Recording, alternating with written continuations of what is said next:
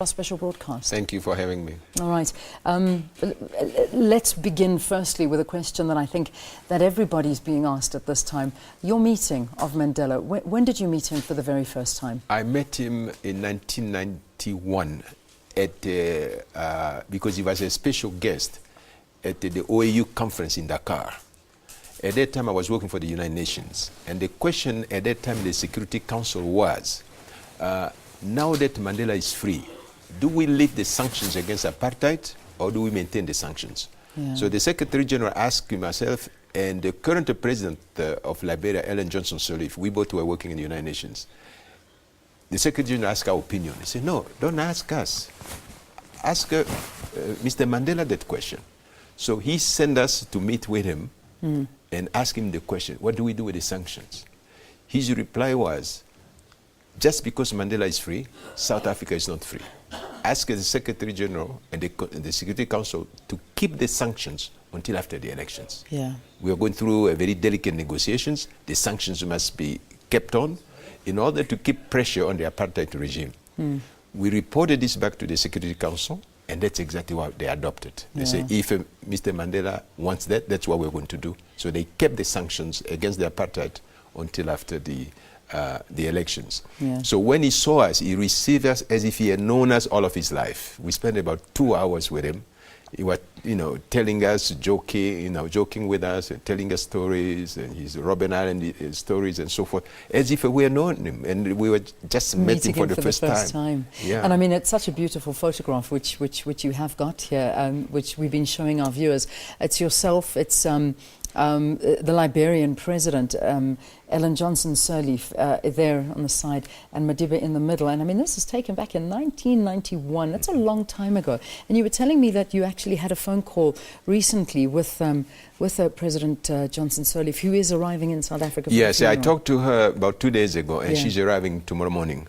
Okay. To attend the memorial service. Yeah, yes, that's wonderful. Yeah. As well as the DRC president also. Yes, my president also is arriving definitely. Yeah, because President Mandela played a role, a big role in my country. And that's what I want to talk about now, because I mean, when we look back at the history of Mandela with our African countries and our neighbours. I mean, he played a vital role in many, many, many instances, and he took a lot of trips there. I know in 1997 he travelled to the DRC after he became president.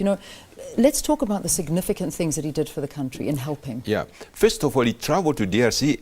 DRC was the first country visited after he was released from prison. Wow. So a lot of people don't know that, but he went there first. Because while he was in prison, he was concerned about the DRC, because we were, after our independence, we went into a turmoil because we didn't reconcile with our colonial masters. We actually asked them to leave, and the country went into a turmoil. So he was thinking, he said, is the DRC an example for South Africa? Should we reconcile with the apartheid people, or should we do like DRC? So he met President Mobutu while he was still in prison, to learn about what's going on in Congo.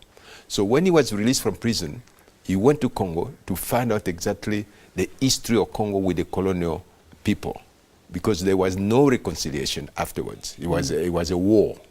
And Mr. Mandela was somebody who was listening. People don't, they don't emphasize that aspect of him. He was a good listener. So I think he was inspired by the history of Congo to say, I don't want to repeat the mistake the Congolese people made in terms of kicking out their colonial masters. And then when he became president, he said, Congo is so rich. Congo is potentially rich, but is in turmoil. So we need Congo to be part of SADC. Yeah. So he's the one who made it possible for Democratic Republic of Congo to become a full member of SADC. Yeah. And then when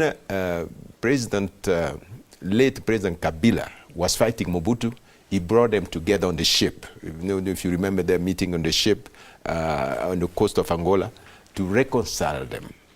So he tried to reconcile them, to say, no, you guys start fighting, why don't you just get together and reconcile and map the way forward together.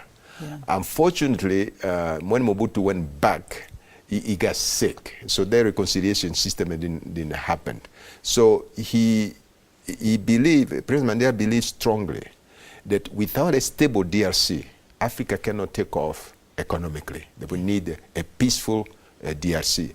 And he told ANC to support a peace process in the DRC. He told the United Nations to support a peace process in the DRC. And that's today, Congo is in peace, basically because of the initiative they took at that time. That's incredible. Yes. That's an amazing story, which I'm sure very few people have either forgotten or they don't know in the first place.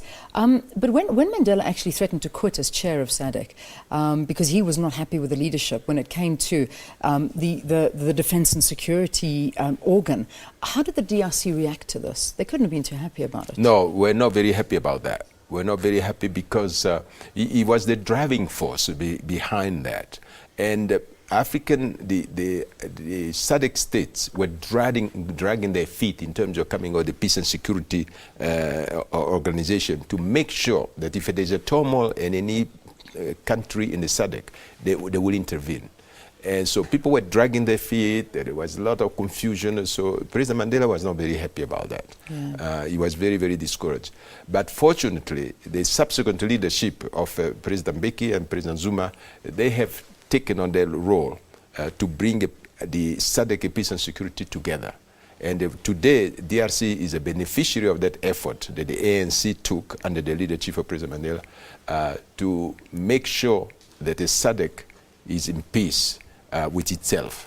That without peace and security, you cannot really embark into economic development. Yeah. So that's the role that he played, and we are very grateful. Let's go back to 1997 now. Did Mandela take or perform a very big role in the transfer of power from the then Zaire, as it was known, from dictator Mobutu Sese Seko to Kabila in 1997? Did he play a big role in that? He did. He did. As I said, he brought the two of them, the late President Mobutu and President Kabila, Laurent Kabila, together for reconciliation. When the reconciliation didn't work, because Mobutu got sick, then he supported the arrival the takeover power by President Laurent Kabila. And unfortunately, afterwards, Kabila was killed. But Kabila was killed in 2000.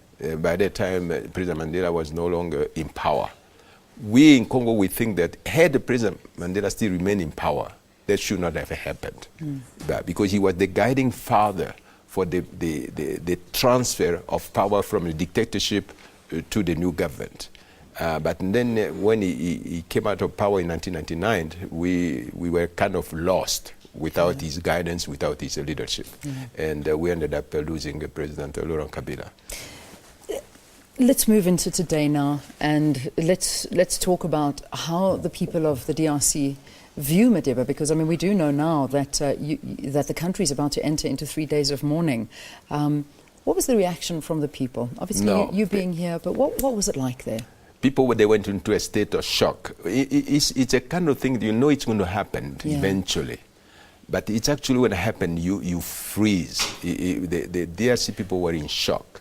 They look at the Madiba as an eternal person. Like nothing can happen to that man. And then when they learned the news, they decided to go into 3 days of national mourning, starting tomorrow. In a sympathy not only with the President Mandela and his family, but with the people of South Africa. Because South Africa has been very close to us. It's the most strategic partner to the DRC today. And whatever happens to South Africans, the Congolese feel it immediately.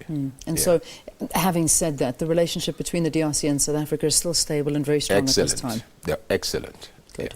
The foundation was there. President Mandela built a foundation, and the foundation is solid, and it continues up to today. All right. Thank you for coming in.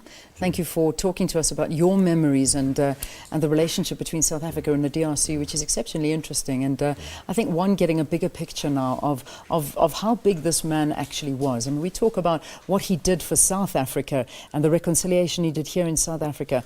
But when you actually open up that picture and you look at what he has done for the rest of the continent, you know, one can only just sit back and realize that this man means so much more to the world than we can even realize. So thank you for coming in, and thank you so much for talking to us, Ambassador Ben Mpoko from the DRC.